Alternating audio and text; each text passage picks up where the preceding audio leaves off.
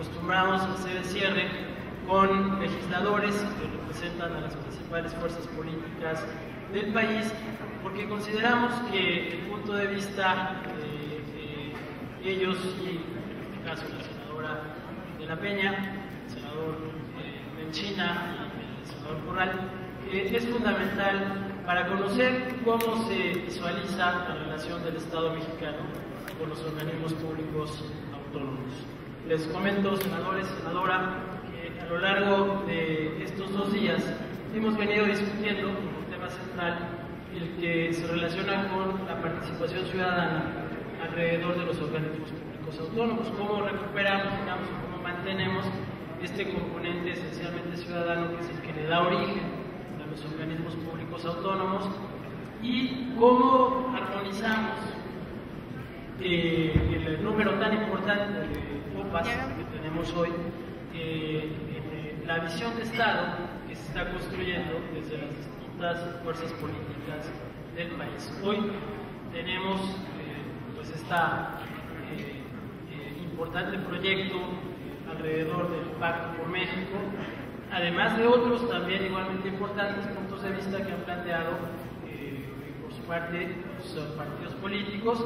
Entonces, el interés que tenemos es el de poder escuchar de ustedes en una primera reflexión de unos 5 minutos, cómo desde la perspectiva de cada uno de ustedes, a partir del proyecto de nación que sus fuerzas políticas tienen en mente, cómo visualizan la relación del Estado mexicano, de un nuevo Estado mexicano que queremos todas y todos construir, con los organismos públicos autónomos. Si me permiten, yo les daré el uso de la palabra por 5 minutos para que hagamos una primera reflexión en ese sentido, e inmediatamente después podemos articular una especie de diálogo a partir de algunas preguntas que han venido surgiendo a lo largo de estos dos días, que nos parece muy importante hacerles para conocer su opinión como senadores de la República. Si les parece bien, empezaríamos con la senadora Angélica de la Peña para una primera reflexión de introducción. Muchas gracias Luis. Compañeros y colegas, bueno, muchas gracias al presidente de la Comisión de Derechos Humanos de Hidalgo y a todos ustedes. Bueno, creo que abordar esta primera pregunta tiene que necesariamente tomar en consideración que el marco jurídico mexicano no es el mismo a partir de las reformas del 11 de junio de 2011 y lo que era antes nuestra Constitución. Entonces, me parece que esta reforma se ha constituido una especie de parteaguas en México, porque toma en consideración no solamente del cambio al título primero de nuestra Constitución, no solamente la gran reforma que comienza con el primer artículo de nuestra Constitución, sino sobre todo porque de ahí se derivan, junto con las otras reformas, incluyendo la de 102, por supuesto, el apartado B, cuáles deben ser las directrices que tienen que tomarse en consideración, cuáles son las medidas de todo tipo que tienen que tomarse en los 3 ámbitos de gobierno, en los 3 poderes de la Unión y, por supuesto, en todos los organismos y de manera muy fundamental en los organismos autónomos constitucionales.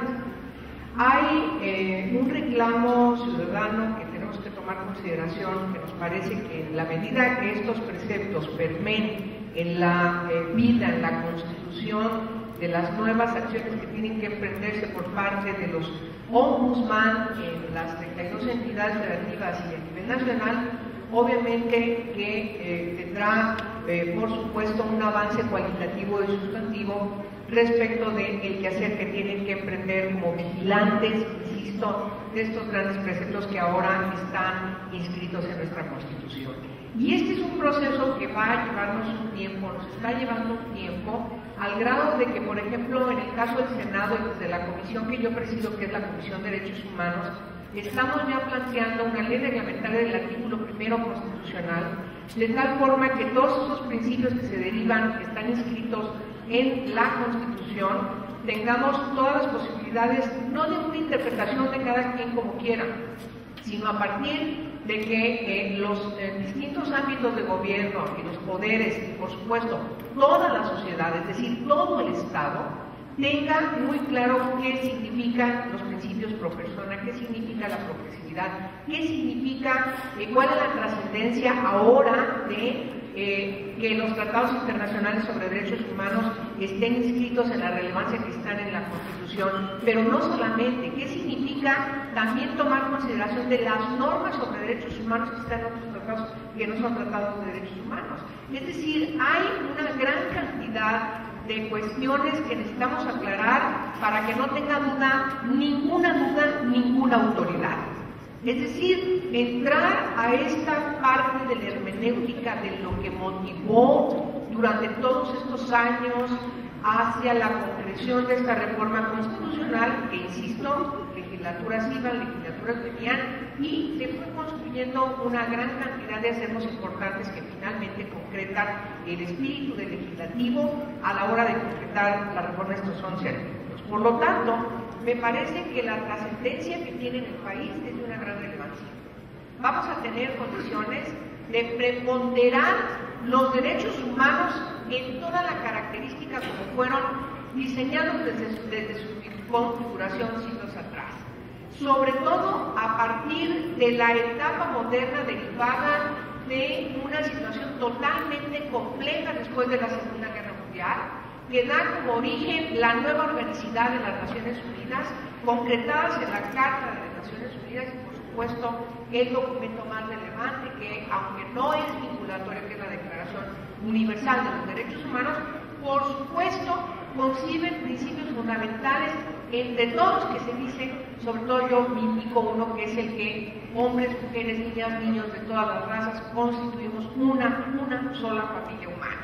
Entonces, los principios de no discriminación, los principios de igualdad sustantiva, los principios de garantizar un Estado de derecho totalmente distinto al que tenemos configurado desde el derecho romano, es decir, un Estado político, etc. Y no un Estado en donde están integrados todos y cada uno de los derechos de las personas que son reconocidos simplemente por su condición de ser humano.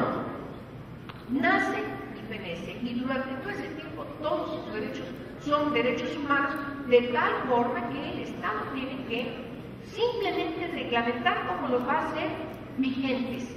No puede menoscabarlos, no puede anularlos, no puede cuestionarlos, no puede limitarlos.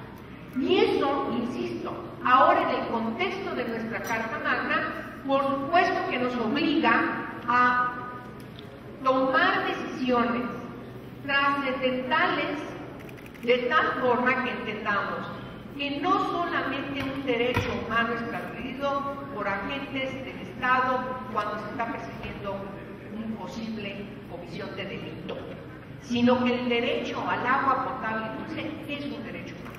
Como ya lo establece la Constitución, un derecho constitucional, pero ahora desde este enfoque de la reforma del 11 de junio de 2011, por supuesto que la visión holística de integralidad de todos estos derechos humanos nos permite tener una posibilidad de proyecto de vida de cada una de las personas en nuestro país en una situación totalmente distinta. Me parece que es la persecución de la utopía, sí, pero la utopía como lo que todavía no es.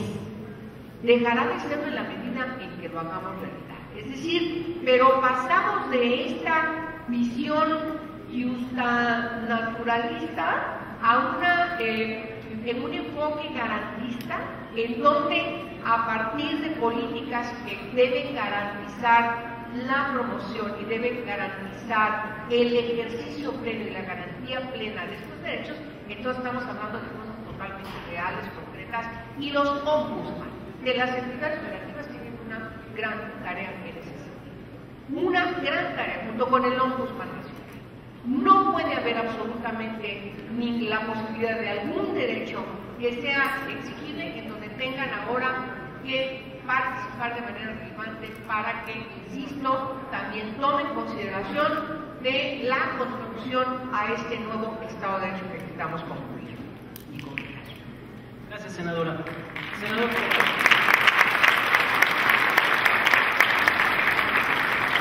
nos coloca marco jurídico que tenemos, que efectivamente implica nuevas obligaciones. ¿Cuál sería entonces el rol de los organismos públicos autónomos en esta nueva visión del Estado desde su perspectiva? Bueno, en primer lugar quiero agradecer la invitación a estar en este 8º Congreso Nacional de Organismos Públicos Autónomos. Ya es frecuente que yo participe en el Congreso Nacional y realmente me siento muy satisfecho de poder concurrir a Hidalgo a invitación de nuestro amigo Esteban Ángeles Cerón, a quien agradezco la distinción de haberme invitado, y para mí es un honor compartir, por supuesto, este panel con dos colegas respetados y queridos, la senadora Angélica de la Peña y el hidalguense David Lechina. Así que me siento muy contento de estar aquí y gracias a Luis González por moderar este panel. Yo quisiera compartir en estos 5 minutos de entrada una reflexión general, primero sobre el objetivo que se había planteado en la mesa. El tema de la reforma del Estado de México y el impacto en estos organismos públicos autónomos. Y habría que entrar por definir o por clarificar lo que realmente entendemos por una reforma del Estado mexicano, porque hay muchas conceptualizaciones. Se habla de que el Pacto por México es, de hecho, un conjunto de rediseño institucional que va más a una reforma de Estado, que podría ser la matriz de este rediseño. Yo concibo una reforma del Estado efectivamente como una redistribución de funciones, de facultades, de competencias, de recursos en el entramado institucional, pero también como un proceso de reconocimiento de las funciones emergentes que el Estado tiene frente al dinamismo de la sociedad, frente al desarrollo democrático de la sociedad. Y en esas funciones emergentes, o en esas funciones nuevas, competencias nuevas, es donde se han venido colocando o desarrollando los organismos públicos autónomos, hay que decirlo con toda claridad, o por funciones emergentes o porque se han cometido abusos o excesos de los poderes tradicionales en la tradicional división de los poderes de Montesquieu, vamos a decirlo así, que han obligado a constituir órganos, por un lado, especializados, pero por otro lado, con mayor independencia política de la que tiene que ver con los criterios político-partidistas o de la dependencia directa de los poderes, pero no del Estado. Hace unos minutos, en tono provocador, una de nuestras anfitrionas nos decía que vamos a seguir desmantelando al Ejecutivo o al Estado. Pues en realidad no. Se constituyen los órganos públicos autónomos como parte del Estado, del diseño institucional, pero con niveles distintos de atribuciones, de competencias y, por supuesto, de especialización. La Corte, quisiera citar un criterio que la Suprema Corte de Justicia de la Nación ha dado sobre el propósito en la creación de los órganos públicos autónomos: obtener una mayor especialización, agilización, control y transparencia para atender eficazmente las demandas sociales sin que con ello se circunstancia de que los referidos organismos guarden autonomía e independencia de los poderes primarios. No significa que no formen parte del Estado mexicano, ya que su misión principal radica en atender necesidades torales, tanto del Estado como de la sociedad en general, conformándose como nuevos organismos que se encuentran a la par de los órganos tradicionales. Bajo una concepción de que la reforma del Estado es un rediseño institucional y de que los órganos públicos autónomos no son ínsulas, ni islas, ni entes apartados del objetivo estatal, pues yo creo que cualquier reforma del Estado en México debe tener como una palanca fundamental el fortalecimiento, el desarrollo, la plena autonomía de los órganos públicos autónomos, los órganos constitucionales. No los podemos ver como aparte. No podríamos aceptar el dilema de reforma de Estado y órganos públicos autónomos. Los órganos públicos autónomos tienen que ser parte esencial del rediseño institucional. ¿En qué parte? Yo creo que efectivamente en una identificación constitucional más precisa.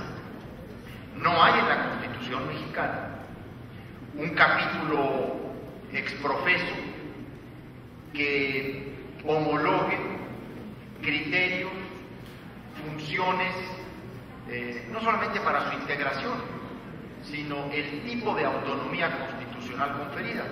Hemos venido metiendo a la Constitución desde distintos artículos esta presencia de los organismos públicos autónomos. Acabamos de crear dos nuevos, el IFETEL y la COFECO. En realidad no los hemos creado nuevos, solo se han elevado a rango constitucional para dotarlos de plena autonomía, que esa es una de las características de un órgano público autónomo, que tenga rango constitucional. Y los hemos creado en el 28, pero hay otros que están creados en el 41, otros los hemos metido en el 108 de la Constitución. Entonces necesitamos, en el marco de esta reforma del Estado en México que se ha planteado efectivamente dentro del Pacto por México, darles un lugar específico, un capítulo preferente, identificable, en el que se homologuen principios e incluso evitemos las contradicciones. No todos los órganos públicos autónomos requieren de los mismos requisitos en su integración. No tendría sentido porque no tienen la misma función y competencia. Pero me parece fundamental sí obligar a todos los organismos públicos autónomos a procesos mucho más abiertos en su integración, incluso con una mayor participación de la sociedad en la propuesta de sus integrantes. Yo debo decir que se ha caído en un extremo por evitar el nombramiento discrecional en la facultad del presidente de la República. Luego nos hemos ido a la integración de órganos constitucionales bajo el principio de cuotas partidistas, una distribución casi partidaria de muchos organismos, de muchos órganos que los estados se desempeñan. Entonces nos hemos ido de un extremo a otro. Creo sinceramente que en la actual conformación de COFETEL e IFETEL se ha logrado dar un equilibrio, diría yo, el mayor equilibrio posible, o acotar al máximo la discrecionalidad política que siempre estará presente, al final estará presente. Si un órgano de estos tiene que ser elegido por el Congreso de la Unión en su etapa final o por el presidente de la República en su etapa final, pues siempre habrá un criterio discrecional al final, pero lo importante es cómo permear, cómo transparentar desde el punto de vista de la sociedad los procesos de selección, de preselección o de selección final, para acotar lo más que se pueda a la etapa final el criterio de discrecionalidad política. Creo que se está logrando en estos últimos órganos constitucionales autónomos que se han planteado, IFETEL y COFECO. Y yo diría, ese tiene que ser el impacto de la reforma del Estado con los órganos públicos autónomos. ¿Cómo dotarlos realmente de una integración mucho más ligada, vinculada al proceso de consulta popular, sin caer en el asambleísmo?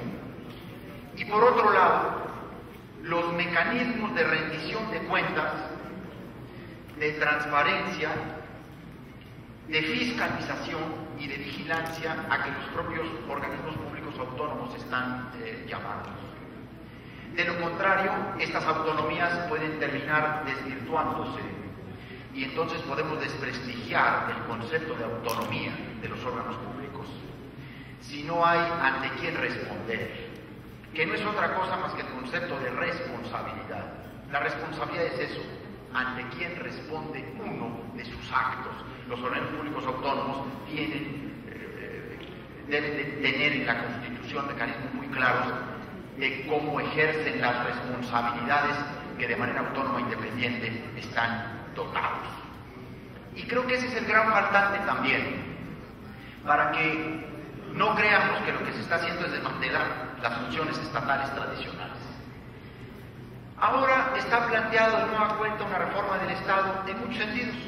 Abarca política económica, abarca política social, abarca incluso temas de un nuevo régimen político, de política electoral, de política fiscal, de política hacendaria, de política energética, y en muchas de estas propuestas se vuelve a plantear como solución a la independencia o a la autonomía de estas materias la creación de órganos públicos autónomos.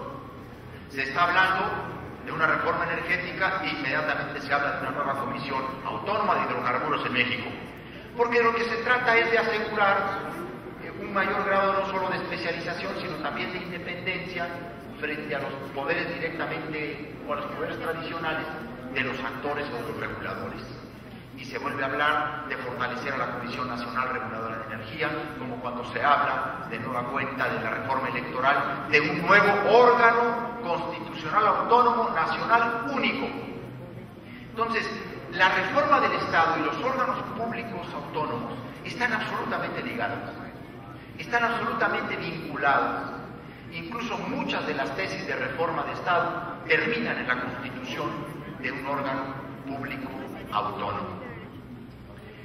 Para continuar con la creación de estos órganos, que hay que recordar, empezaron con los tribunales agrarios, luego sigue, si no mal recuerdo, Banco de México, IFE, derechos humanos. Me parece muy interesante el enfoque que ha dicho Angélica. Una reforma del Estado que no esté comprometida con la reforma de derechos humanos que acometió el Congreso ya hace 2 años, vamos para 2 años, pues simplemente estaría echando por la borda, estaría excluyendo la participación ciudadana, que ahora está centrado todo específicamente en los derechos del ser humano, independientemente de su condición de raza, nacionalidad, etcétera, etcétera. Yo quisiera entrar con estas dos concepciones de carácter general para luego pues entrar a lo que es el diálogo de las preguntas. Gracias, senador. Bueno, hay un tema muy importante.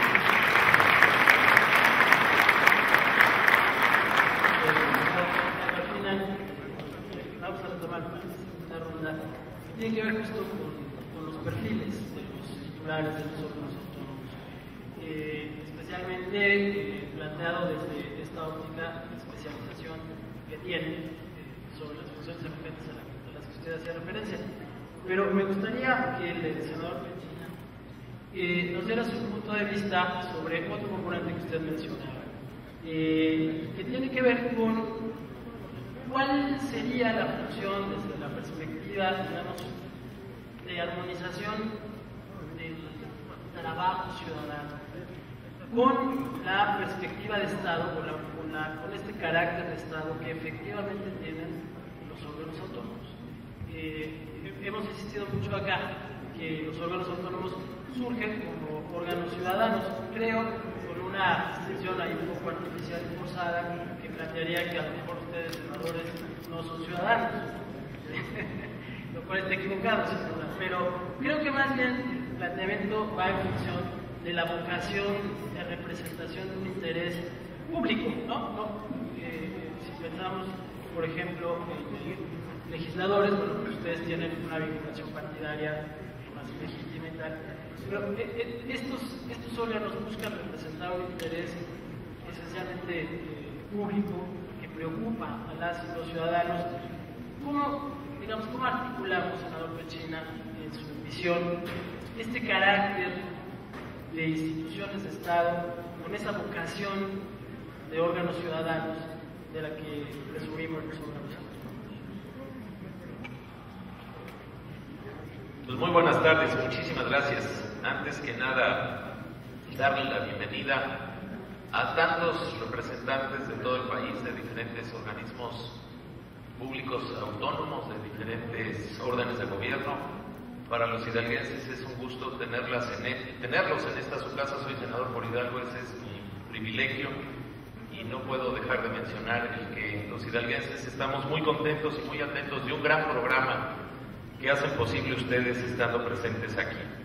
Agradecer también a mi amigo, el ex senador de la República hidalguense, Esteban Ángeles, presidente del Consejo Consultivo Ciudadano de Hidalgo, no solo por su invitación generosa, sino sobre todo por su destacada labor al frente del Consejo de nuestro Estado, y con ello congratularme de compartir este escenario con dos compañeros muy queridos, muy reconocidos, muy trabajadores, con larga experiencia en el Poder Legislativo, y eso siempre se agradece. Muchísimas gracias a mi compañera Angélica de la Peña y particularmente a Javier, con el que ya digamos que tengo varios encuentros en diferentes legislaturas. Es un privilegio, Javier, tenerte en esta tu casa, y un honor que el moderador de esta, pues ni siquiera mesa, sino de esta sala de estar, sea don Luis Armando González, presidente de la Comisión de Derechos Humanos del Distrito Federal.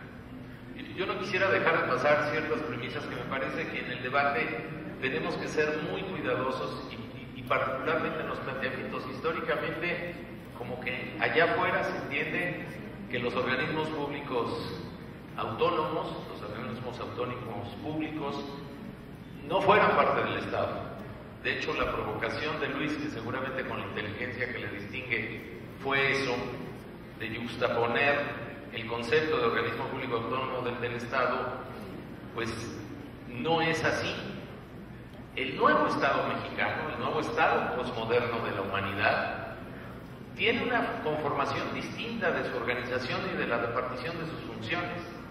Yo particularmente creo que esa es una evolución de la democracia mundial. Y en México, en las últimas década y media, cuando la democracia se inaugura, según yo, de lleno en 1997, cuando el poder hegemónico de un partido que había gobernado más de 70 años, el partido al que yo pertenezco, pierde la mayoría en las cámaras, abre una nueva era de la participación ciudadana. ¿Por qué entrar al debate de los organismos públicos y por qué constituir organismos públicos que en su definición de que tienen que estar en la Constitución necesariamente les dan ese carácter? Pues yo digo que ese es producto, afortunadamente, de la participación ciudadana. ¿Por qué la reforma del Estado? Pues porque hay más participación ciudadana, y bienvenida. Y creo que es algo que hay que celebrar. Pero no hay que verlo como algo malo o bueno. No hay que ver, de hecho, a los organismos de Estado precedentes, a los nuevos organismos públicos autónomos de Estado, que se distinguen de los tradicionales en la división de Montesquieu, producto de la Revolución Francesa, en la defensa de los derechos humanos, como algo que esté ajeno al Estado mexicano. Me parece que ahí hay una distorsión, sobre todo en la cultura democrática de un pueblo. Y me parece que es responsabilidad de todos, de ustedes y nosotros, el que dejemos claro qué son, para qué están y a qué se deben dedicar. Creo que esa es una cosa que pareciera menor, pero créanme que los que andamos en la jerga todos los días, es algo que es muy relevante, porque si no se entiende así, pasa lo que nos pasa en muchas de estas materias. Yo he visto, y lo digo con toda responsabilidad, haciéndome responsable de ello, que hay muchos actores políticos que quieren autonomías de ciertas funciones del Estado mexicano porque están en una lucha política para restarle poder al Ejecutivo, particularmente, o al Legislativo, o al Judicial, que son los tres históricos.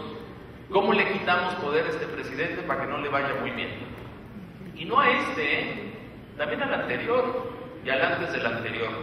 Y ahí ha habido una tentación en el debate mediático que de repente se cobija al amparo de la defensa de los derechos humanos. Yo creo que cualquier organismo público, nuevo o posmoderno, o antes de la posmodernidad, su obligación es vigilar, tutelar y obligar a que los derechos humanos se cumplan. Estas modas de que ahora sí vamos a cuidar los derechos humanos, con todo respeto, no van conmigo. Creo que esa debe de ser la aspiración de un Estado, y el Estado somos todos. Todos los que estamos aquí somos partes del Estado, en diferentes funciones. Ahorita decía Luis y decía muy bien, ¿no? Y hemos llegado a tal grado de debate que yo creo que los políticos somos un ente raro, ¿no? Ni ciudadanos somos, ¿no? En el debate. Es que nosotros, los ciudadanos, y ustedes, los políticos, oigan, perdónenme, tan ciudadanos ustedes como nosotros, tan sufrimientos, tan angustias y tan alegrías ustedes como nosotros. Somos antes que representantes temporales de un encargo en una democracia. Yo también soy ciudadano y también tengo hijos y también van a la escuela y también tengo alegrías y penumbras. Y ese debate se confunde en ese concepto. ¿Por qué la reforma del Estado? Porque este Estado mexicano está a revisión a partir de la participación ciudadana. ¿Por qué a ciertas cosas hay que darles plena autonomía? Creo que es muy simple. Porque no se vale ser juez y parte.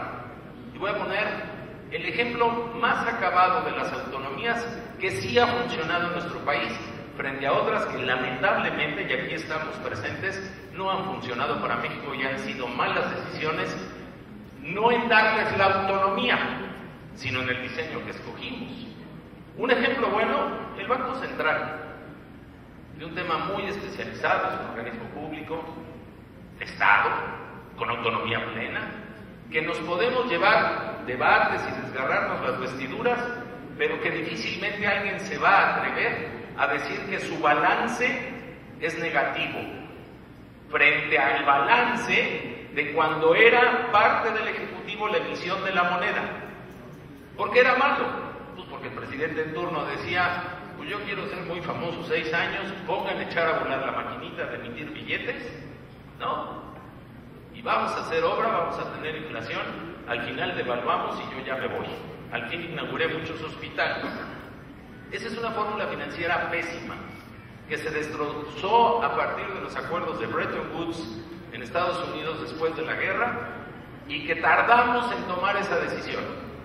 Páginas tristes de esa historia, ¿cuál quieren? 70, 76, 82, 88, 94, hay suficiente en este país para no volverlo a hacer. Le dimos autonomía, controla la inflación, y el gobernador del Banco Central, con una junta de gobierno especializada en técnica, que le pusimos características a los perfiles de los que deberían de abordar a ese cargo, propuestos por el Ejecutivo, y es un tema que hay que abordar, ha dado resultados fundamentales, porque llevamos más de década y media sin crisis financieras recurrentes por el abuso en la emisión de moneda, para no entrar en tecnicismos. Ejemplo malo, pues perdónenme, nosotros somos o víctimas o afortunados beneficiarios de lo malo. El IFE, ¿qué más malo lo quieren? Que cada 6 años está en duda, que de tener el gran reconocimiento con José Woldenberg, hoy no hay quien se salve del juicio de la historia por diferentes tópicos, cuando no nos damos cuenta que a lo mejor la conformación del instituto en sí mismo lo que necesita, más allá de estar descalificando personas por coyunturas de procesos electorales, es un rediseño institucional de lo que no sirve. Podemos discutir si el IFE nacional o el IFE estatal, o si hacemos uno solo, que es un debate que, por cierto, hoy está muy en boga. Decía Luis, para no rehuir a la pregunta, ¿cómo armonizamos los trabajos de la ciudadanía con los organismos públicos de Estado? Si entendí bien. A ver, primero, ¿cómo le ponemos reglas parejas para que esas autonomías no se entiendan, primero con lo que empecé, de que no son parte del Estado, y lo peor, que por ser autónomos sean impunes? Y hay que decirlo con todas sus letras. Tenemos 2 retos. Primero, ¿quién los nombra? Y a partir de qué los nombra. Yo digo que el nombramiento tiene un tópico que podemos perfeccionar con ideas, alejándonos de nuestra tentación partidaria, que tampoco nos culpen mucho, porque ese es un sistema de partidos políticos sin el cual no hay democracia. Esa es una mentira, es una falacia. Sin partidos políticos no podemos aspirar a regímenes democráticos. Ahora, que los partidos les falta mucho, sí, muchísimo, a todos. Algunos más, a otros menos, ese es un debate muy de camisetas. ¿Cómo los nombramos? ¿A partir de qué? Hoy decía Javier, y lo decía muy bien, además él es un experto, yo diría, orgullo nacional en el tema de las telecomunicaciones. Pocos hombres en México saben más del tema y más desde el ángulo legislativo que Javier Corral. Hemos logrado una legislación cercana a lo menos mala posible. Es cierto. Hay un debate que si el presidente propone o si decide quién encabeza los organismos públicos. El otro debate es que no lo decide el presidente. A mí nadie me ha sabido contestar quién lo decide. Porque alguien tiene que proponer. Es muy diferente proponer sin reglas que proponer con reglas, que es lo que logramos en telecomunicaciones. Es decir, los organismos públicos, como el Ejecutivo, como el Legislativo, que por cierto, en autocrítica nos falta mucho a los legisladores, y el Poder Judicial, tenemos que estar sujetos a rendir cuentas.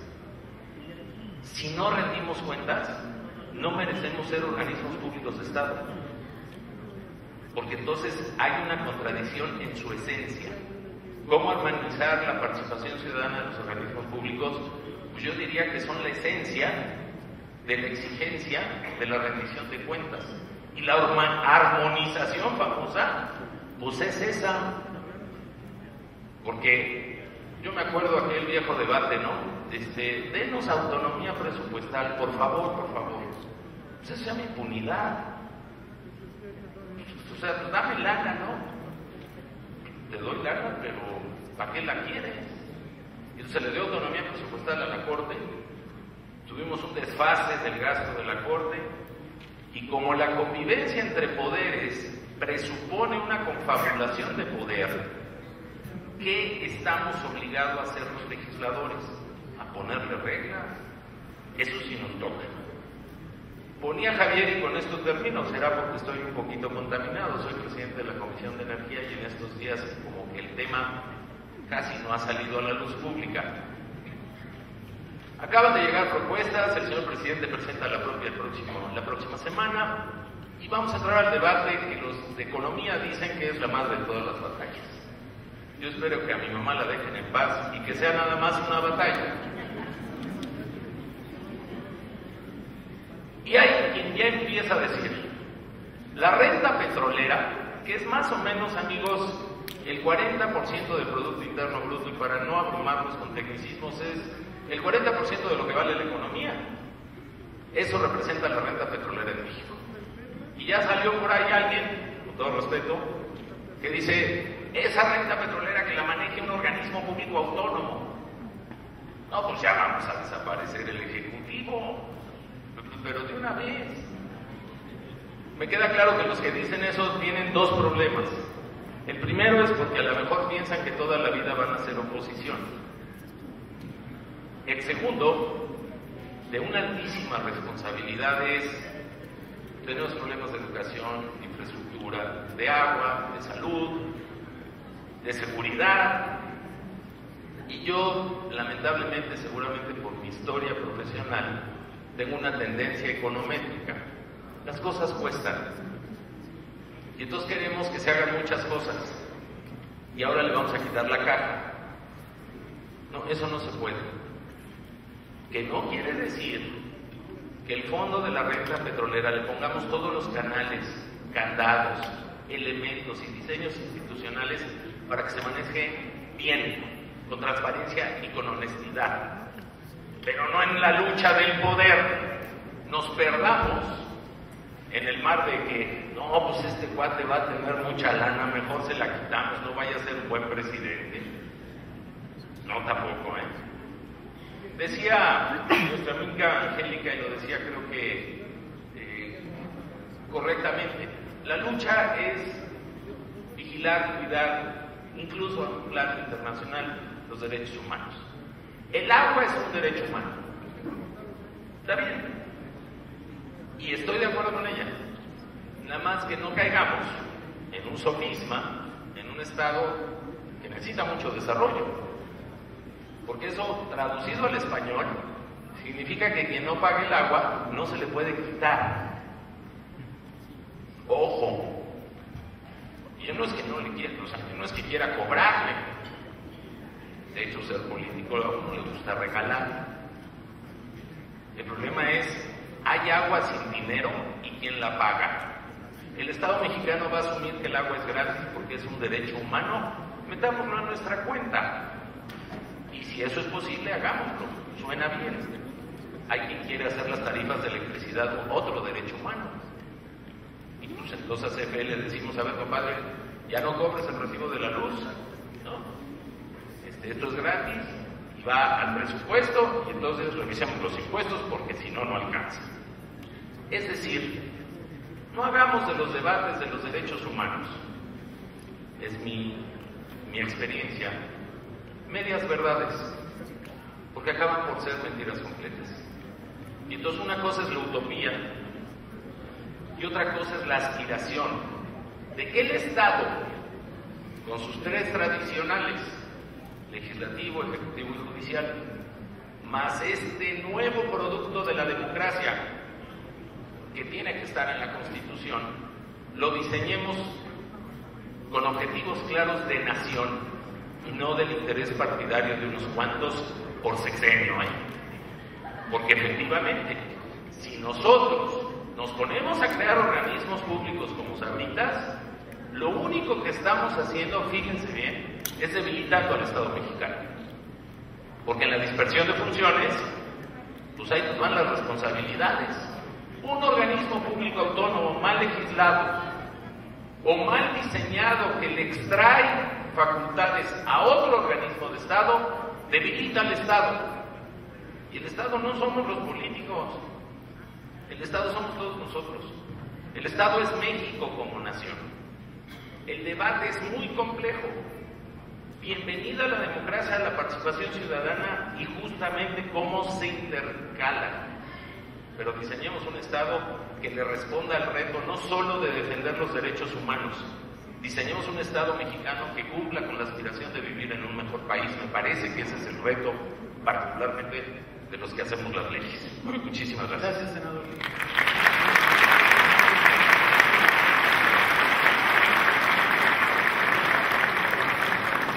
Bueno, plantea varios temas provocadores.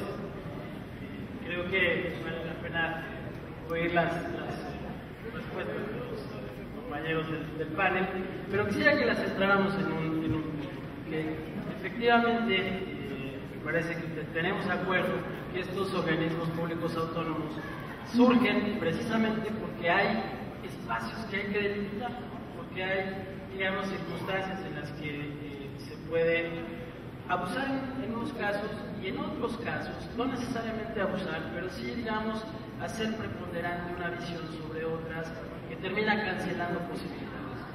El diseño de Estado que tenemos es un diseño que, por una parte, efectivamente está basado en una propuesta partidaria, que al ser partidaria se supone que cada quien tiene una visión de cómo debería de funcionar ese Estado. Cuando se vuelve ejecutivo, es claro que el ejecutivo tiene, a partir del partido del que proviene, pues también una visión de cómo llevar adelante un país. Y creo que la evolución que han tenido los órganos autónomos tiene que ver justo con poder poner límites ahí. Yo decía hace un momento, y lo hemos dicho en otros eventos, los organismos públicos autónomos tenemos como misión preservar lo público. Es decir, ahí donde no puede haber una visión que particularice o que privatice. Y los dos ejemplos que puso el senador Benchina son muy importantes, tanto el del Banco de México, donde los criterios monetarios no pueden estar sujetos a una visión partidaria, como el del propio IFE, en donde el tema de la elección, bueno, pues por la historia del país, implica, digamos, generar un espacio en donde tampoco haya un predominio particularizante o privatizante. Pero eso me lleva a lo que hace un momento, que es cómo garantizamos que los titulares de estos órganos autónomos sean, digamos, técnicamente sólidos, como para poder argumentar, como para poder plantear sus perspectivas, sus puntos de vista, sus resoluciones, de manera tal que podamos salvar, digamos, el pecado de origen que ya algunos de ustedes lo mencionaban, implica el nombramiento, sea este de donde venga, ya sea del propio ejecutivo, ya sea del legislativo, porque como bien decía el senador Corral, a final de cuentas estamos hablando de una decisión política. Pero, ¿cómo hacemos para cerrar los caminos para que esa decisión política cumpla, digamos, con unos determinados perfiles que permitan garantizar que quien va a ocupar ese espacio sea alguien técnicamente suficiente? Senadora. Gracias. Bueno, en las intervenciones de mis colegas hay varios temas que son provocadores. Espero retomarlos después de contestar tu pregunta, Luis.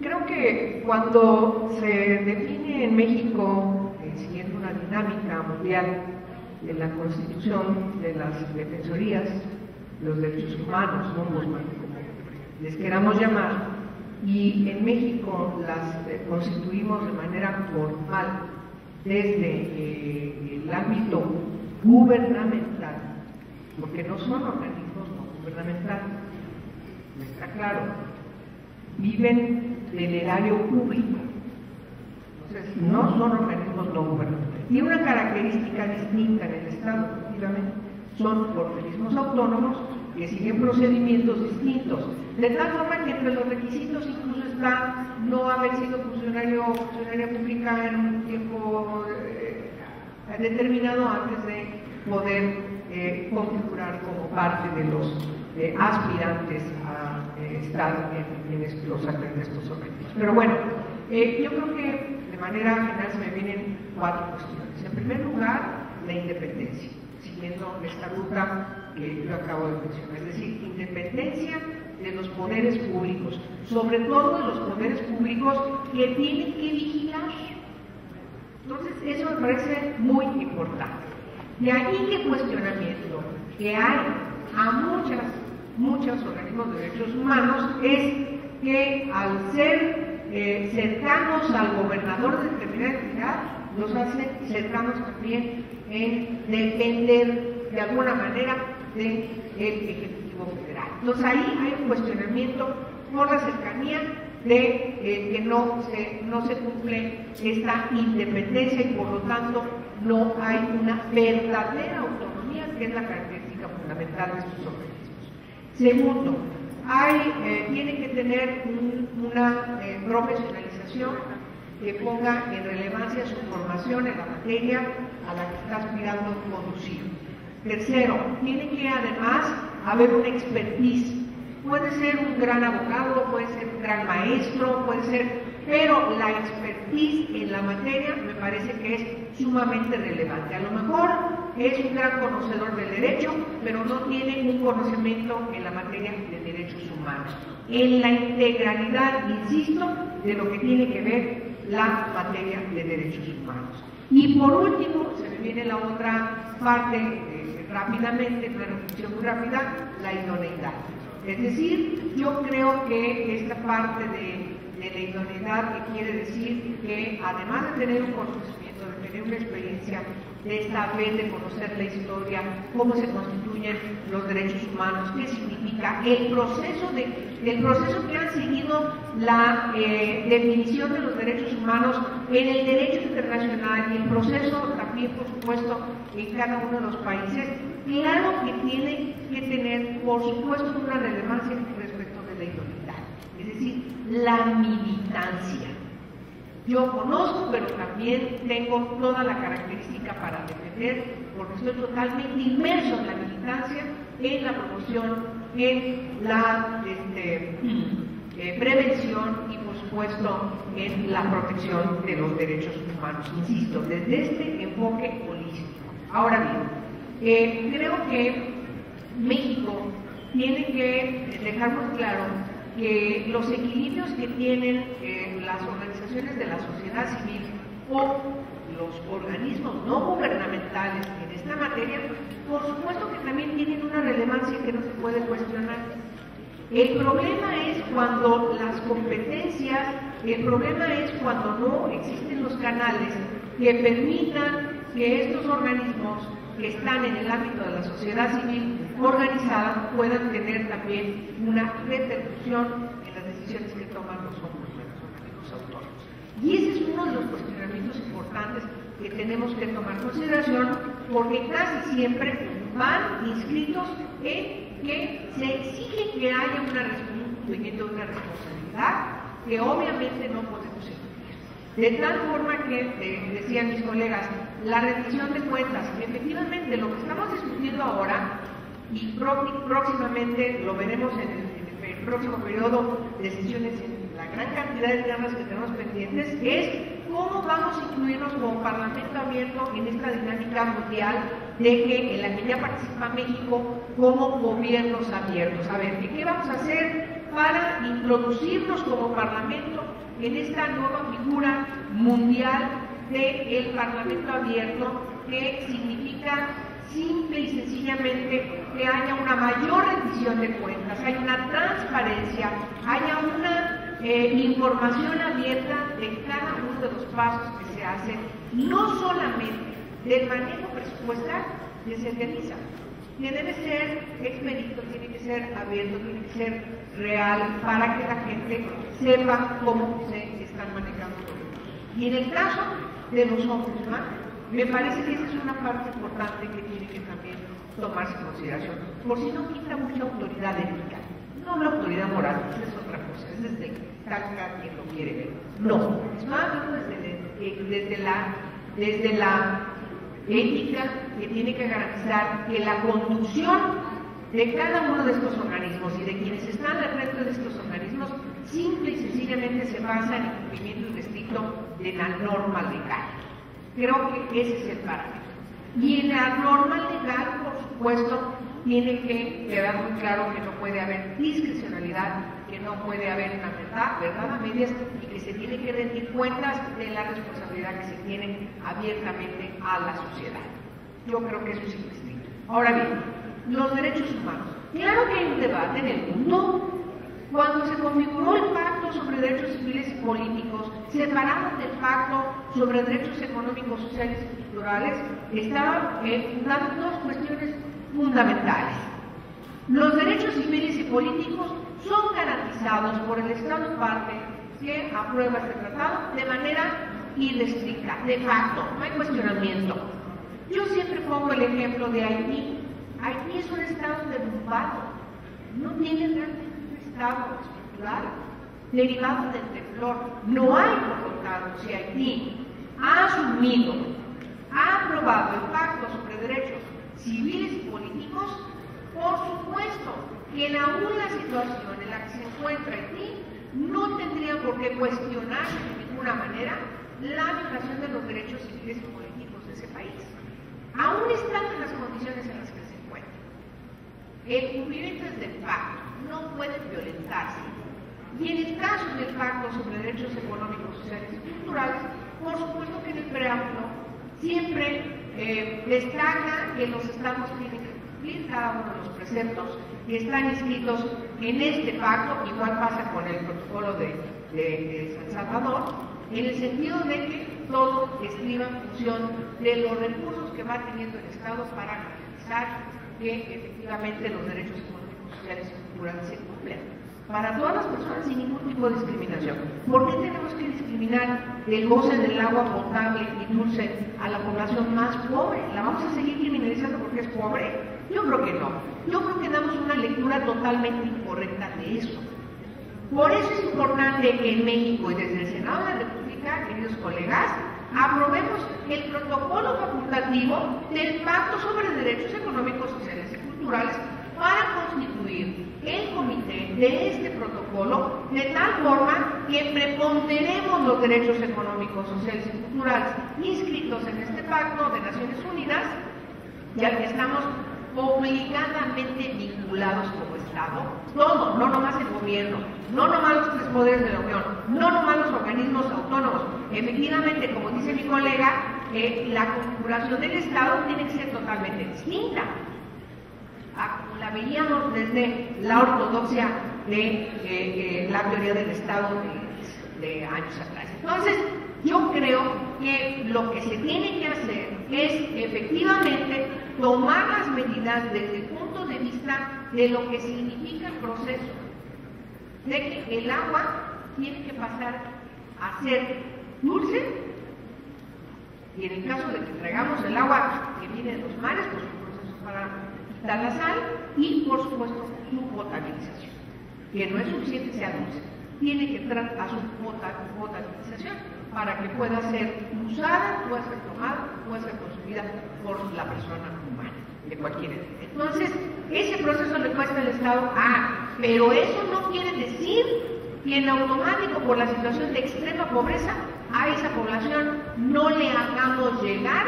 el agua dulce y potable. Ahí tenemos los problemas en San Luis Potosí por falta de agua dulce y potable.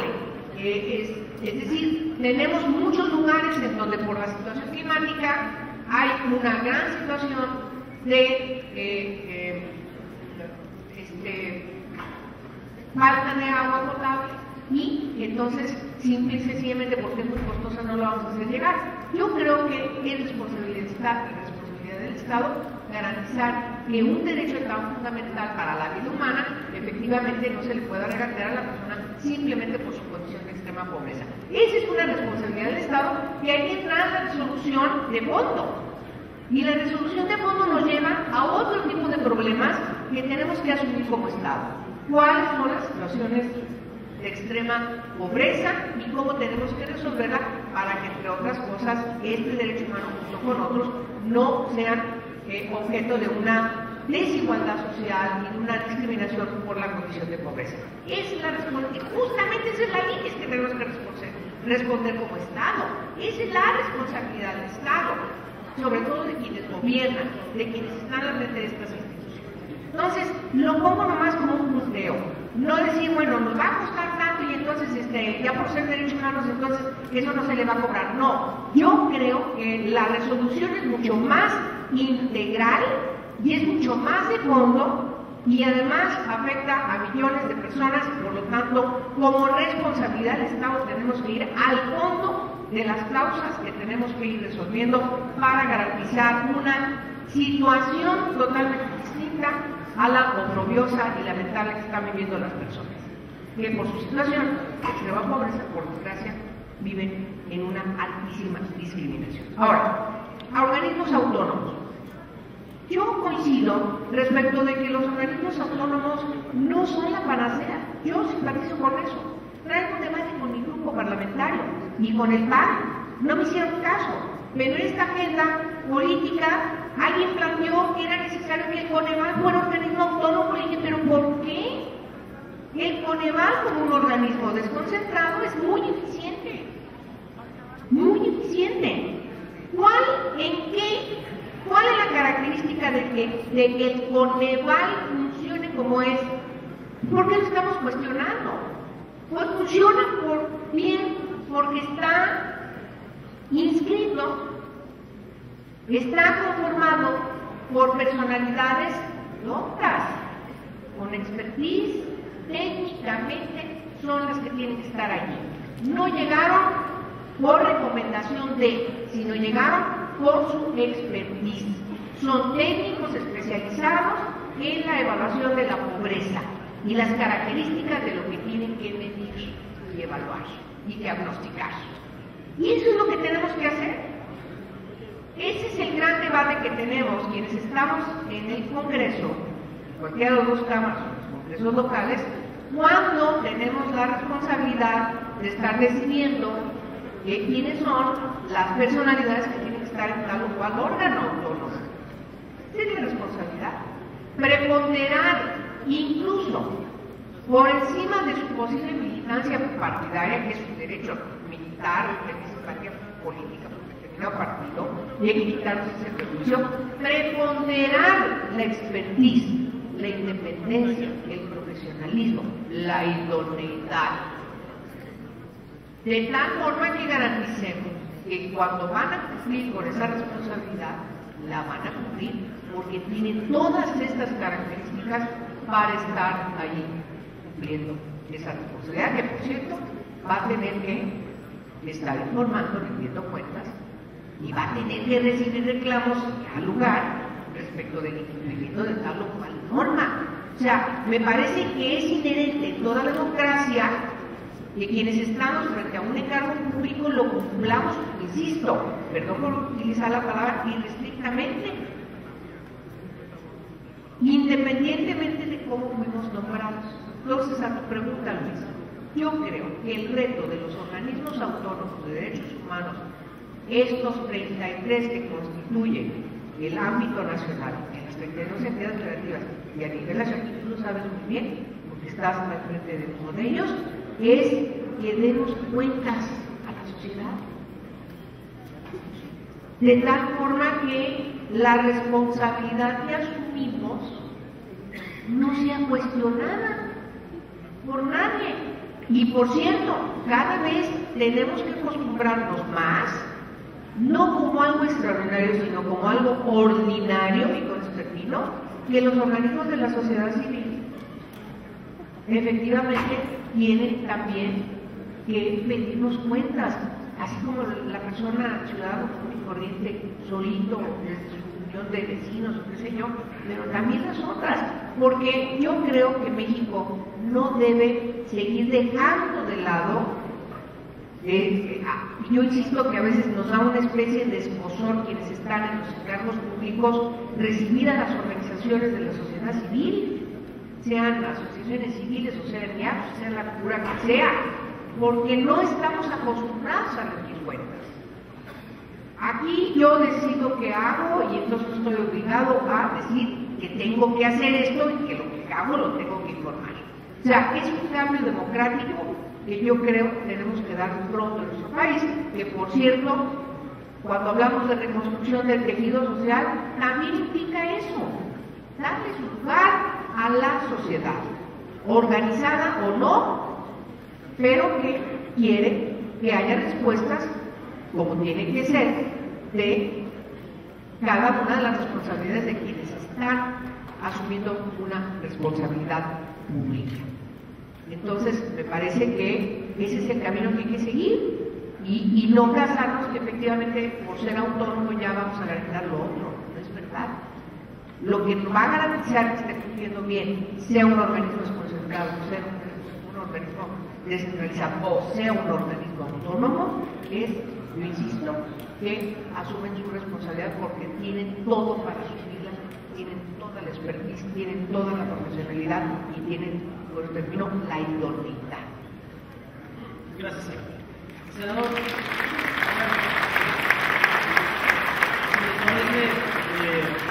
Tenemos límite de tiempo, pero una buena discusión. De todas maneras, quisiera yo dar oportunidad de hacer llegar algunos planteamientos que ha hecho el público. Pues, si podemos responder brevemente esta ronda, hacemos una última despedida con estos planteamientos.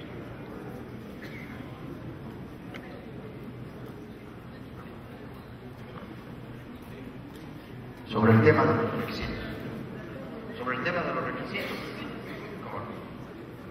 Bueno, yo coincido en que los requisitos para ser miembro de un órgano público autónomo, pues tienen que ver fundamentalmente con los dos valores que se atribuyen a la autonomía, que son la independencia, no solamente de los poderes tradicionales, sino también de los entes regulados, de los sujetos obligados. Y yo coincidiría, pues, lo que aquí se ha dicho, la expertise, el profesionalismo, la trayectoria, la experiencia. ¿Cómo ponderar los requisitos? ¿Cómo calificar los requisitos para lograr que quienes están al frente de organismos públicos autónomos realmente los cumplan? He ahí los distintos problemas o el dilema esencial que se cumple, que se plantea cuando se integran estos órganos. Yo creo que hay una manera de calificar la expertise, el conocimiento, la especialización, el criterio técnico. Por supuesto que puede haber un conjunto de procedimientos del examen mismo, el currículum mismo, la trayectoria, este manejo personal que los aspirantes o los candidatos a un órgano público tienen en términos de la exposición pública de sus conocimientos, incluso la huella pública de sus conocimientos mediante escritos, ensayos, etc. Pero hay un tema que es fundamental, que es el criterio político, la independencia política, o esto que llamamos también la solvencia moral, que entra en el capítulo de la idoneidad. Porque independencia y autonomía frente a órganos regulados, frente a entes regulados o sujetos obligados, pues es no haber participado en ellos en determinado tiempo, y eso pues uno lo limita en algunos casos 5 años, en otros casos 3 años, en otros casos 1 año, de no haber participado en las empresas o en el gobierno. Pero ¿qué se piensa de esos órganos, de esos entes regulados o de esos sujetos obligados? Pues es a partir precisamente de un proceso de concurso, casi de oposición. Quisiera plantear el ejemplo a la mano más inmediato. El 28 Constitucional abrió un proceso de registro de candidatos a integrar el nuevo IFETEL y COFECO. Se registraron casi 900, quedaron seleccionados 117, 10 concursaron para los dos organismos, en uno quedaron 77, en el otro algo así como 34, 35. Y ahora han pasado, entiendo, están por presentarse incluso hoy mismo, si no es que mañana. Hoy los finalistas, que si hablamos de 7 ternas en el caso del IFETEL y 7 ternas en el caso del COFECO, pues estamos hablando casi del 70% de los semifinalistas, de donde el presidente de la República tendrá que elegir uno para enviarlo al Senado de la República a su ratificación. Hubo un examen hace una semana para ambos órganos autónomos, candidatos a los órganos autónomos, sobre el que incluso ha habido muchas críticas. Se ha dicho que ese examen en realidad estaba más destinado a ingenieros en materia de telecomunicaciones que a reguladores con visión de Estado, y que el examen constituyó incluso una restricción a la misma reforma constitucional planteada en materia de telecomunicaciones y de competencia, y ese es uno de los elementos a ponderar en el examen. Tiene una calificación en el conjunto de la entrevista, de la trayectoria, del currículum. Pues yo creo que aún con todos esos mecanismos, para ponderar, lo digo abiertamente, los requisitos de un comisionado de un organismo público autónomo, no hay como la política con altura de miras. El procedimiento más sofisticado, el más reglado, el más transparente, no surtirá efectos si al final no se coloca la política de altura de miras, la que ve realmente a estos órganos como órganos fundamentales estratégicos de la política pública, del interés público, y entonces se atiende a una verdadera ponderación, a una verdadera valoración. Si lo que se quiere son órganos que trasciendan incluso a los propios gobiernos, a los sexenios, y lo que se quiere es establecer realmente una satisfacción de demandas sociales para lograr el atributo de la confianza, de la credibilidad, que son los dos únicos atributos que pueden generar la colaboración de la sociedad en la solución de los grandes problemas nacionales. Y yo creo que ahí es donde se vuelve a colocar este principio de que hay que regresar a la política en sentido amplio, a la verdadera política, la política que tiene ambición por la historia, por la trascendencia, la política que quiere dejar huella, y que es, al final de cuentas, la que toma las decisiones. No vamos a poder, lo decía al principio, eliminar el criterio político. Lo que hay que hacer es que ese criterio político, basado en un sistema de representación partidista, pues el Congreso donde radica la representación, sea un criterio político de altura. Yo recuerdo muchísimo a Jorge Carpizo, que tanta falta nos hace, sobre todo en estas épocas, su partida tan inesperada. Cuando se daba el proceso de selección de consejeros del IFE, decía, ¿cómo se eligió el primer IFE? ¿Cómo se integró este IFE que dijo Penchina, el IFE de Goldenberg, ¿no? Todo el mundo identifica esa primera camada como el IFE de Goldenberg. Pues un IFE en donde estaba ni más ni menos un hidalguense también, Miguel Ángel Granados Chapa, José Agustín Ortiz Pinchetti, Santiago Krill, estaban cuando no tenía partido. Y dice Penchina que cuando era bueno, yo digo que cuando no tenía partido. Lujambio, en fin. Yo recuerdo que decía Carpizo en una consulta que yo le hice cuando a nosotros se nos atoró la elección en la Cámara de Diputados de 3 consejeros electorales. Decía Carpizo, no hay procedimiento que sustituya a la política con altura de miras. ¿Qué fue lo que nos colocamos, decía él, cuando seleccionamos al primer IFE?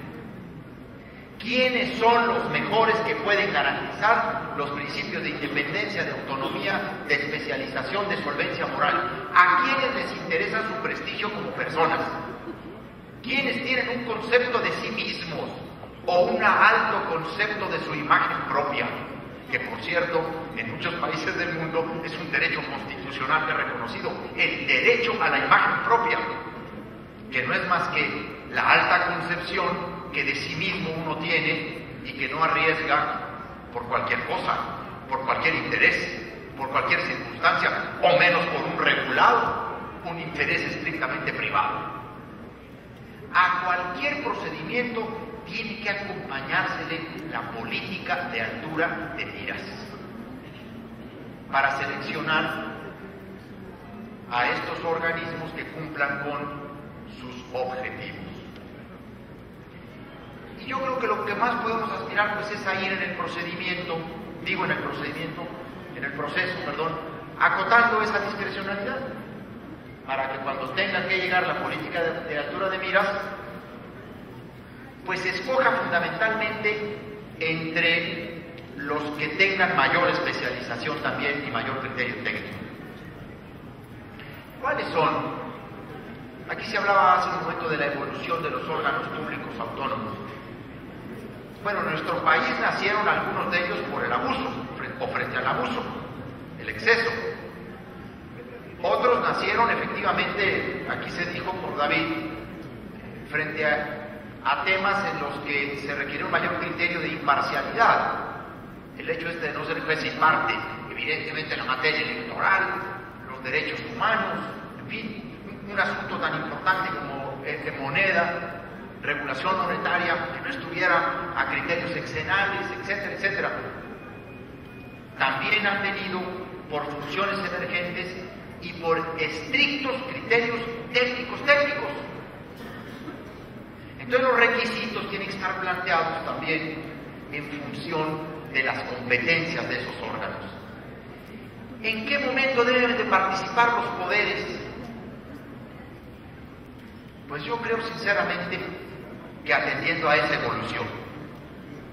¿En qué asunto no debiera, por ejemplo, según mi criterio, participar el presidente de la República para proponer un comisionado? Lo digo abiertamente, como un criterio que he sostenido. Pues en aquellos organismos que tienen que ver con procurar la justicia, la fiscalización, la transparencia, la vigilancia del gasto público. Imagínense que el presidente de la República proponga a los integrantes de una Comisión Nacional Anticorrupción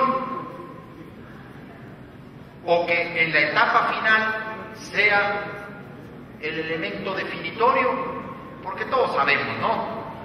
Al último, el que palomea, pues lleva la ventaja. Oye, acuérdate que yo te palomeé. Me mandaron 3, pero yo saqué palomita. Y eso genera dependencia. Omisos de gratitud que luego se convierten en subordinación. El problema en el que han caído muchos de los órganos constitucionales autónomos en los estados. A ver, ¿por qué se está pensando en un INE nacional? Pues porque los gobernadores han hecho con los institutos electorales en muchas partes lo que quieren. De todos los partidos, no, aquí no estamos hablando de uno en particular.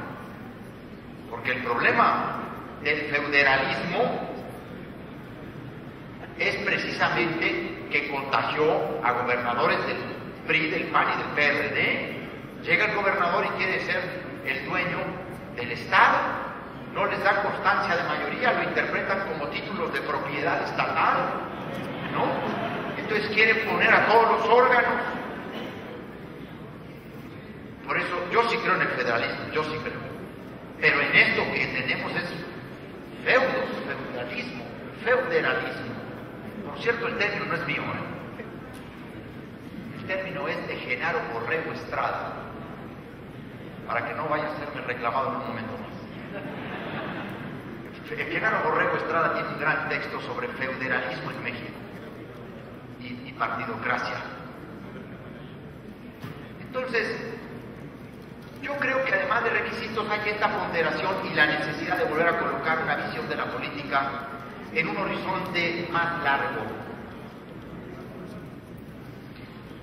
Sí creo, y con esto quiero terminar, en que uno de los requisitos esenciales de un órgano autónomo es su independencia funcional y financiera. No presupuestal, porque ningún órgano autónomo puede darse su propio presupuesto, pero sí esta facultad de presentar su propuesta presupuestal y su autonomía de ejercicio presupuestal. No hay autonomía con subsidio permanente o con ampliaciones por decisión extraordinaria de los ejecutivos. No hay autonomía cuando el ejercicio presupuestal está condicionado. Y creo sinceramente que uno de los criterios que va a prestigiar a los órganos públicos autónomos, por ahí estaba apuntada y no quiero dejarlo de decir porque la traía preparada, es no solamente establecer la posibilidad para algunos cargos de elección popular de la revocación del mandato. Si han entrado en una especie de homologación o a la par de los poderes tradicionales del Estado, por supuesto que conviene incorporar para algunos órganos constitucionales autónomos la idea de la revocación del mandato y no solamente los requisitos constitucionales por falta grave o negligencia continua. Gracias, senador.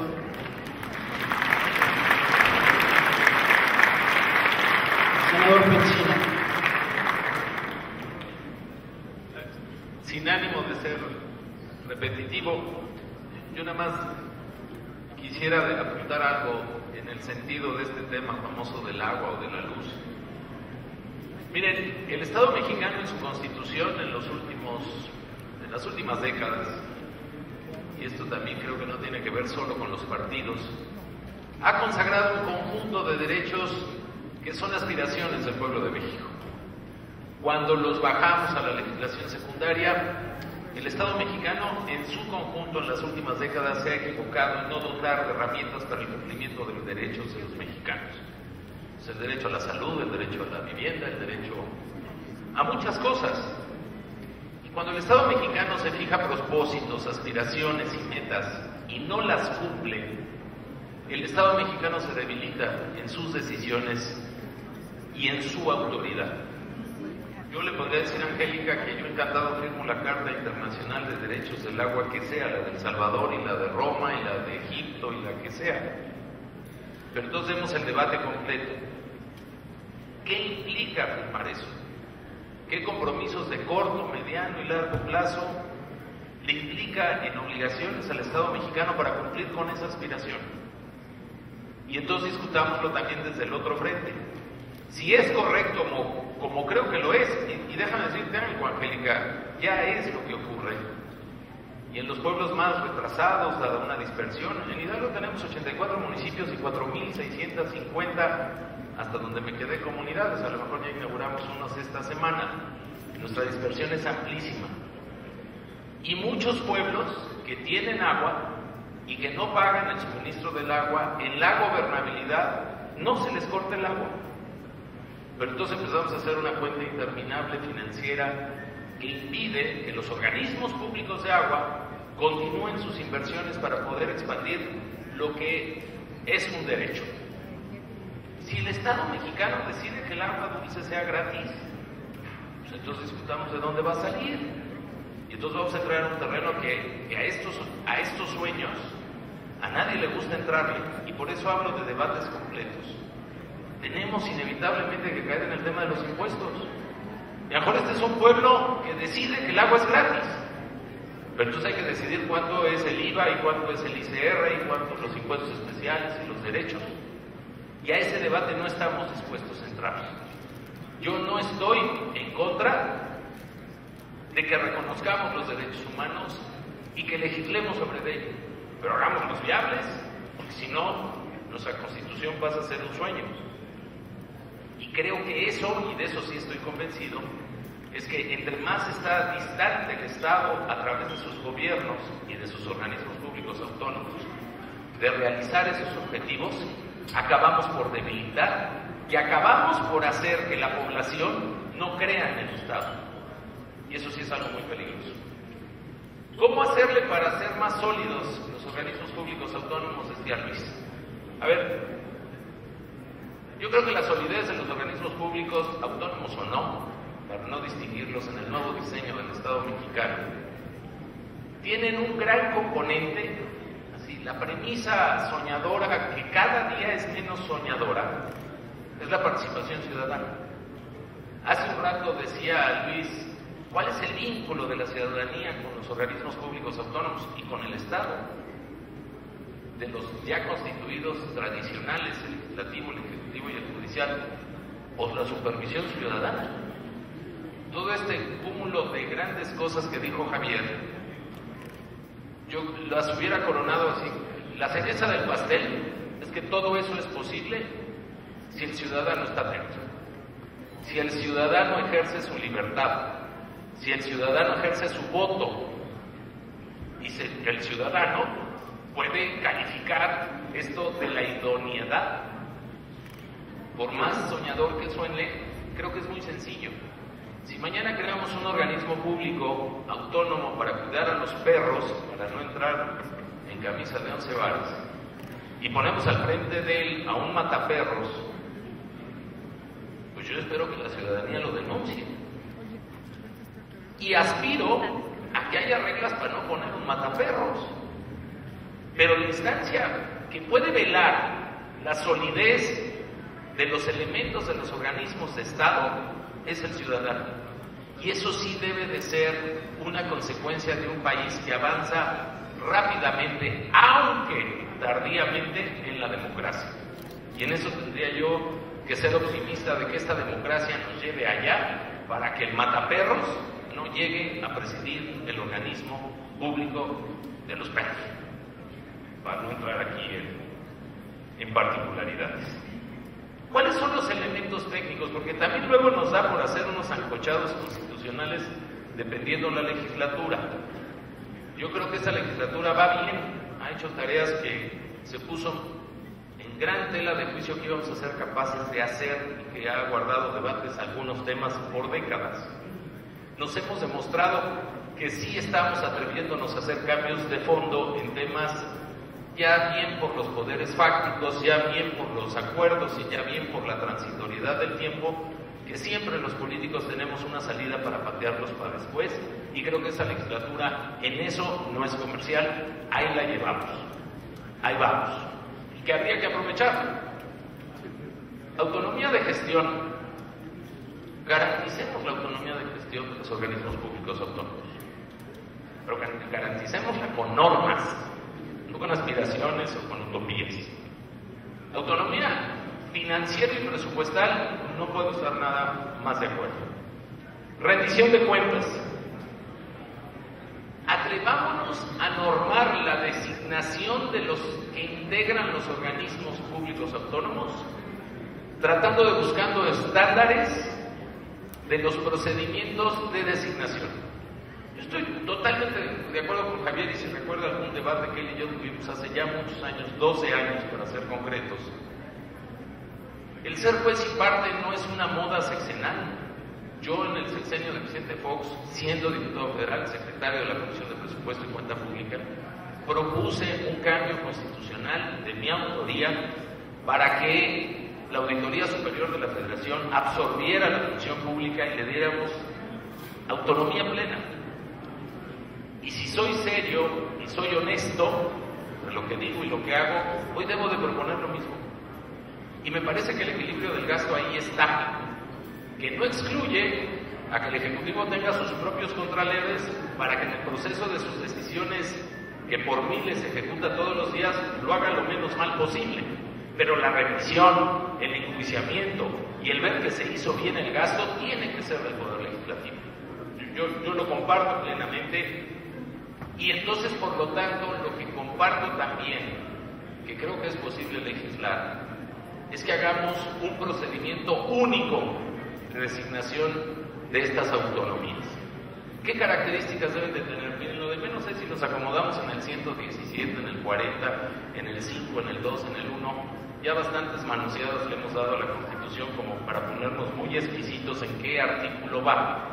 Y para eso siempre hay gente muy buena que nos puede decir en qué artículo debe ir. Creo que lo de fondo es el contenido. ¿Qué características? Pongamos como requisito constitucional la especialización técnica de los que tengan que ir a enfrentar un cargo de la naturaleza que fuera. Pongamos como requisito indispensable, sine qua non, que la mayoría calificada del Congreso, que las tiene que calificar para su designación, más allá de esta utopía de que esté abstraída de los intereses político-electorales de los partidos, pasen por un procedimiento que demuestre la especialización técnica de los propuestos. Tercero,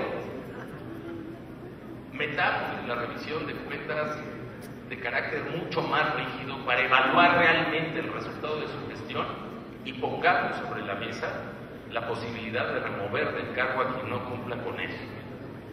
Y cuarto, y sé que no va a gustar, yo puedo estar o no de acuerdo si el presidente en turno es el que tiene la voluntad de proponer. Ese es un gran debate. Lo que yo no encuentro es que si no propone el Ejecutivo, ¿quién propone? Y sin abstraernos del diseño institucional del nuevo Estado mexicano o del nuevo Estado posmoderno, me preocupa que si no fuere así, porque no tengo la respuesta, caigamos en la anarquía de los intereses de la materia. Una cosa es que el presidente proponga y otra cosa es quien lo decida. No es un asunto de ser pro-presidencialista, es un asunto de imaginar que si no los proponen los ejecutivos, la colegiación de decisiones de quién es mejor que otro, con ese conjunto de reglas es bien difícil decidir. Esa sería, creo que la mayor de los retos para no caer en la anarquía o en los intereses de la materia en cuestión, donde no nos podemos abstraer de que hay intereses fácticos. ¿Y quién mejor que el senador Corral, por señalar algunos, el tema de telecomunicaciones? Me parece que la norma perfecta al diseño constitucional que merece la designación de los propuestos no existe. No existe. Es un debate de años. Y me parece que caer en esto de que todo sea electo también es muy complicado. ¿Cuál es la responsabilidad del ciudadano cuando elige a sus gobernantes? En abstracto, fijarse en escoger al mejor. El problema son las trampas de la era que vivimos, porque no necesariamente el más atractivo electoralmente es el mejor. Y esa es una responsabilidad del ciudadano. Desde votar, que por cierto andamos muy bajos en esto de cómo relacionamos al ciudadano con los organismos, porque los abstencionismos son de vergüenza. Aquí el dicho que le adjudicaban a Kennedy, ¿no?, que en realidad es una frase de Confucio, de que los pueblos tienen los gobiernos que se merecen, pues estriba en esa premisa. ¿Cómo hacerle para que el ciudadano participe y ponga el mejor? Porque además podemos discutir ahora si el presidente es el que debe de proponer. Miren, yo conozco compañeros legisladores y algunos no tienen capacidad de decidir al mejor, Digo, perdón. Y entonces también sé en manos de quién estamos. Entonces esto es ida y vuelta, Tampoco nos escondamos en un debate donde sigamos esperando una clase política mágica que todo lo haga bien. No, la clase política mágica ni aquí ni en Roma, por los siglos de los siglos ha existido. Hay clase política mejor, esa a la que alude Javier Corral, de aspirar a tener visión de Estado a partir de una verdadera participación ciudadana. Qué afortunados somos de hoy vivir en una libertad que luego hasta tiene expresiones de libertinaje. Ahí está el Twitter. Hay una impunidad brutal, ¿no? Le dicen a uno cosas de todo. A mí me dijeron flaco la semana pasada. Bueno, honor que me hicieron, es una gran mentira. Pero qué peligroso es lo contrario. Si usamos esta era del conocimiento global, donde podemos saber qué piensan los japoneses, donde se puede debatir hasta por internet la mota, y donde podemos abrir el espacio del conocimiento que cada día tiene menos fronteras, y eso se traduce en la evolución de la reforma de un Estado que está cambiando, libre y democrático, por una ciudadanía más responsable, seguramente vamos a ver mejores políticos. Si siguen la apatía y la manipulación y que pongan al mataperros a cuidar a los perros y que la ciudadanía le valga, pues esto no va a avanzar por mejores legisladores que ustedes tengan enfrente de ustedes, que no es el caso. Entonces, me parece que las premisas o son completas o no las son. Es un debate inconcluso. Y creo que en el Poder Legislativo todos somos iguales, pero no todos somos iguales. Y creo que nuestra responsabilidad histórica está en decir las cosas completas, porque si no esto no va a cambiar, y creo que ha cambiado mucho, y tenemos todavía mucho por ganar. Gracias, senador.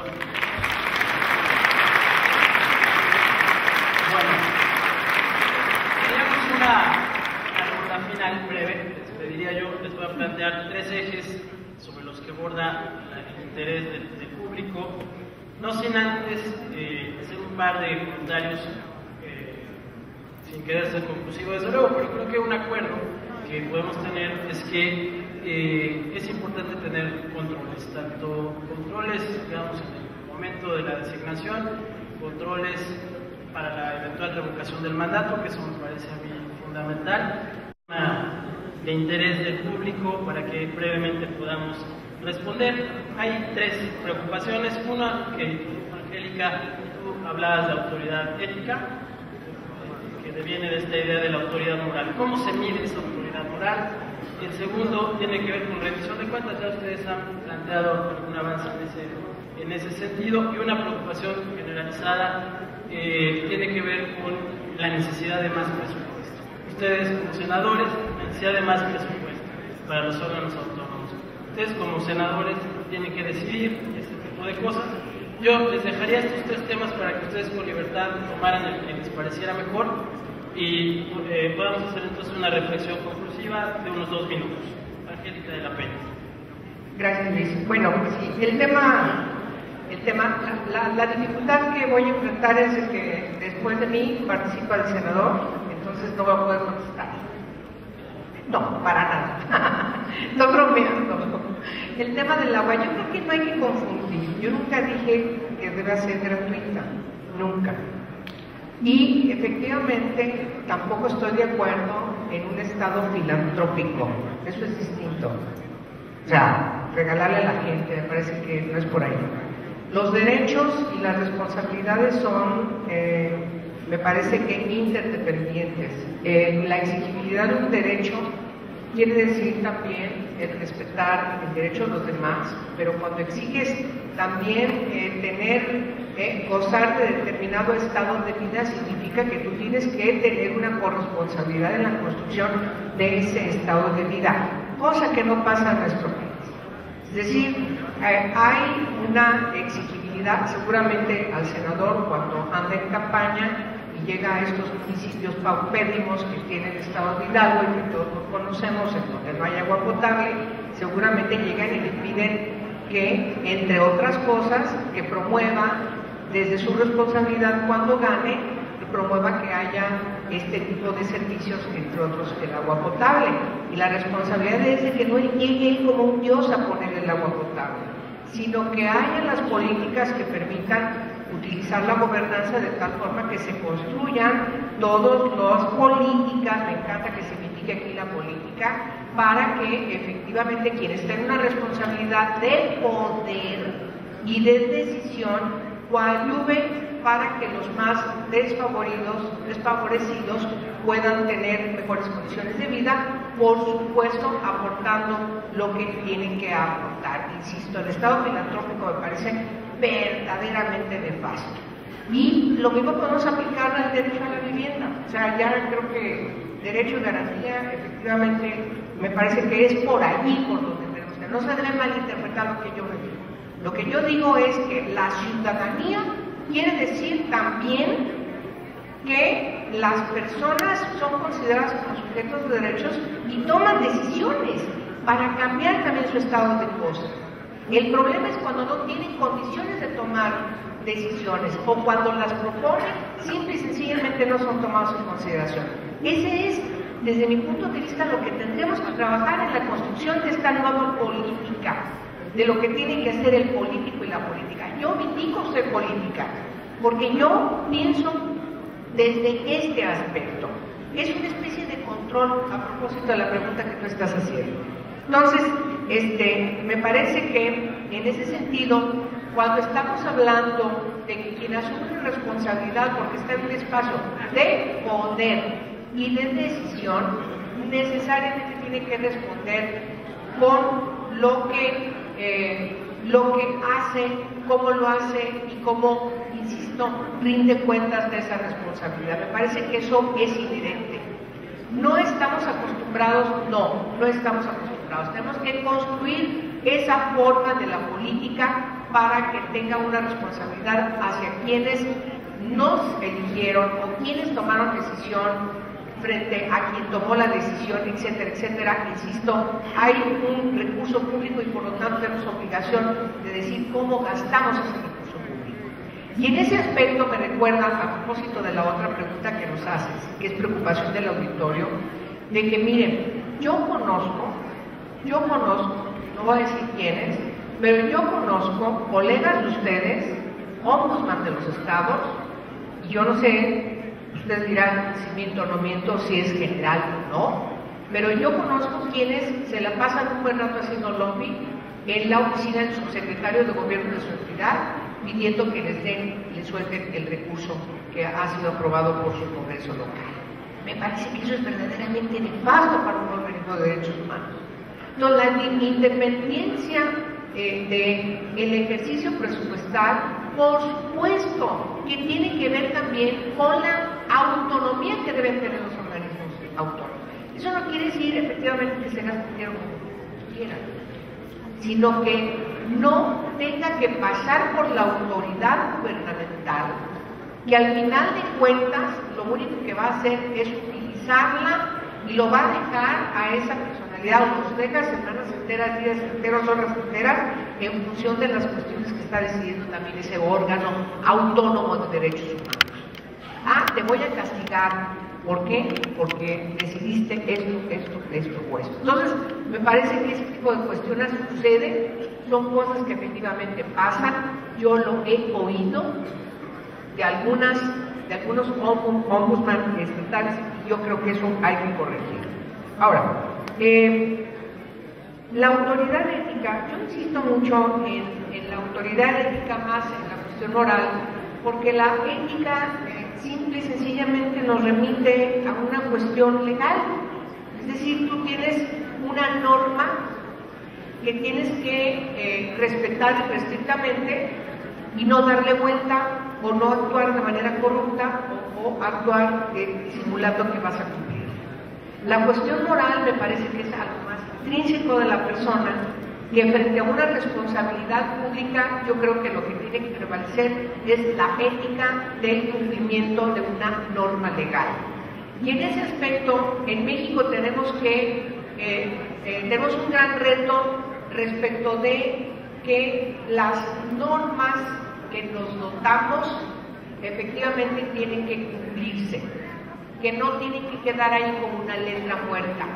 Y con esto cierro, yo todavía sigo escuchando personas que dicen las reformas del 11 de junio del 2011 son para otro país y por lo tanto hay que reformarlas, no son para México, no hay condiciones de que se respeten en México. Yo digo, es una especie de minusvalía que tiene su historia y que yo creo que hay que remontarla, hay que resolverla y por supuesto tenemos derecho a aspirar a tener normas legales que nos garanticen una conducta irrestrictamente ética y de cumplimiento de estas directrices, de estas reglas, y si no, obviamente tiene que haber una repercusión por su cumplimiento. Yo creo que el país va a avanzar en cuanto tengamos otro tipo de situaciones y no darle vuelta al cumplimiento de la norma. Y me parece que el reto que tienen los organismos de derechos humanos de las entidades federativas y también el nacional es efectivamente tener la autoridad ética para que cualquier ciudadana o ciudadano, incluyendo personas menores de edad, puedan llegar y decir, este es el ombudsman, esta es la defensoría a la que yo puedo llegar y exigir y sentirme que entro a mi casa porque me están protegiendo mis derechos. Yo creo que ese es el reto que tenemos y que tienen también ustedes. Muchas gracias por la invitación. Gracias, senadora.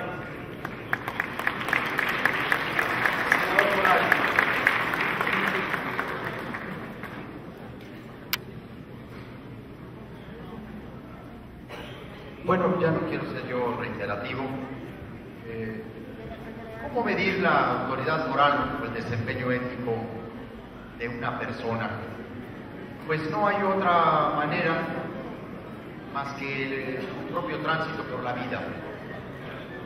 Si nosotros nos referimos a los conceptos básicos de moral y de ética, a mí me gustaría también hacer la distinción que la moral efectivamente nos impele siempre al buen obrar o al obrar siempre para el bien.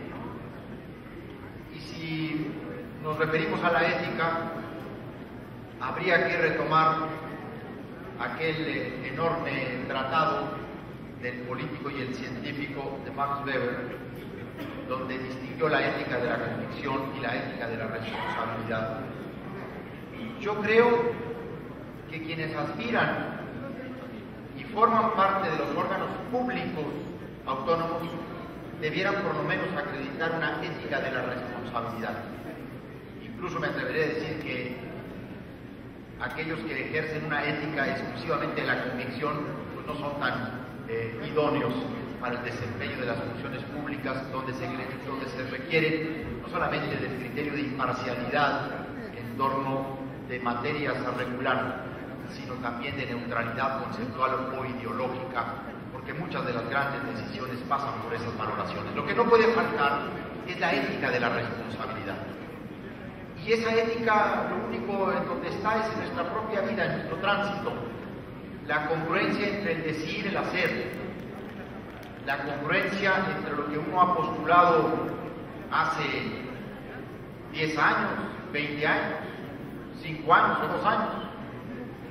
Este tránsito en el que incluso uno puede pensar igual cuando era gobierno o cuando es oposición, o como cuando era oposición y ahora se es gobierno. Y eso se acredita en el capítulo denominado currículum, experiencia, desempeño de los cargos públicos. ¿Cómo ha resuelto esa persona? ¿Cómo se ha manifestado sobre tal o cual interés? Y ahí es una revisión de la trayectoria de las personas. Hay quienes sugieren incluso una investigación desde el punto de vista de la inteligencia política o casi militar, para identificar vínculos o nexos. Y hay en varias disposiciones legales prohibiciones específicas como mandatos de no tener relación con actores informales o etcétera, ilícitos, etcétera. Porque la solvencia moral se acredita con el actuar de las propias personas en términos de su desempeño profesional y público anterior. Y eso es lo que se tiene que ponderar con sus conocimientos y con los requisitos constitucionales, si se requiere o no de título, de qué tipo de experiencia, qué tanto tiempo de experiencia, etcétera, etcétera. Y regreso, creo que uno de los mayores conceptos en términos de la ética de la responsabilidad, pues es el concepto que de sí mismo tenemos cada uno de nosotros, los que libramos las batallas en el interés público, en el servicio público. Y ahí es donde no hay que hacernos de la vista gorda, no hay que hacernos tontos a nosotros mismos. Yo siempre he dicho que cuando uno milita en el interés público, para poder dar verdaderas batallas, la única batalla que no puede dar uno es contra uno mismo, es contra sí mismo, porque nadie puede dar lo que no tiene. Y si no tiene uno entereza, integridad, congruencia, respeto por uno mismo, tampoco lo podrá uno exigir de los demás o hacerlo exigible a los demás. Yo sí creo que los organismos públicos necesitan de mayores recursos, pero también de mayores atribuciones. Yo sí creo que hay la necesidad de clarificar específicamente en la Constitución, pues a lo mejor un capítulo no, pero sí un articulado más estructurado, más sistemático, que lleve los distintos casos, los distintos tipos de competencia y atribuciones muy específicas, competencias explícitas, cada vez mayor. Casi todos nuestros órganos públicos autónomos empezaron como órganos desconcentrados, luego adquirieron la categoría de descentralizados y luego su propio ejercicio, su propia credibilidad les otorgó la autonomía constitucional. Es un tránsito con el que acreditan los propios órganos públicos su mayor independencia. Es el caso de la materia electoral, es el caso de la materia de derechos humanos, es el caso del IFAI. El IFAI nacional se quedó atrás en términos de su autonomía con relación a algunos órganos locales. ¿Qué fue lo que hizo que el IFAI también obtuviera en esta última etapa su autonomía constitucional? El ejercicio pleno de sus funciones, la reivindicación de sus competencias. Y debo decirlo, que sus comisionados, más allá de esa autonomía o no, han estado a la altura del mandato. Creo que ese es el gran reto de los organismos públicos constitucionales, no solamente ganarse su plena autonomía, también ir adquiriendo mayores atribuciones y, por supuesto, recursos para ejercer esas funciones. Pues muchas gracias por la invitación a todos. Gracias, senador. Senador Menchina.